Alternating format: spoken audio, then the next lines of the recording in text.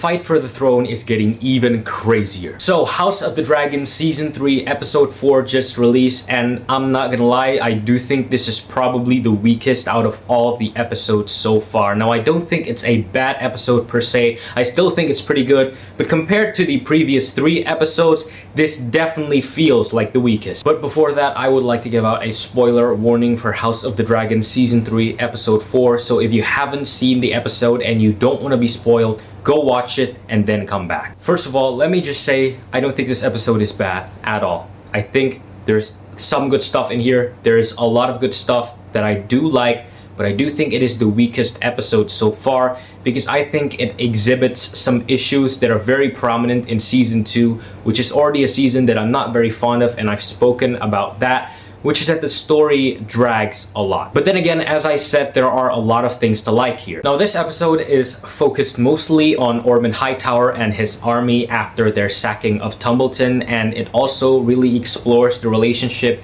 between Ormond and Daeron, this father figure and son mentor-mentee relationship. Ormond wants Daeron to become the next ruler of King's Landing, to take the Iron Throne from Rhaenyra, and he's sort of grooming Daeron to become more merciless and become more cruel, and it's a really interesting dynamic to see. But also, it seems like this episode is all about father figures, because in this episode we saw the most that we've ever seen of Daemon being a father. Obviously, his relationship with Rhaena, the moral dilemmas that come with that, and also him lying to Rhaenyra about capturing Jace's killer. I think it's a really interesting dynamic here. Overall, as I said, I thought this was the weakest out of all 4 episodes, but it did very well to set up the future of this season, and I really do hope that the next episodes from this season would be able to deliver that story well. But what did you think? Let me know and follow for more.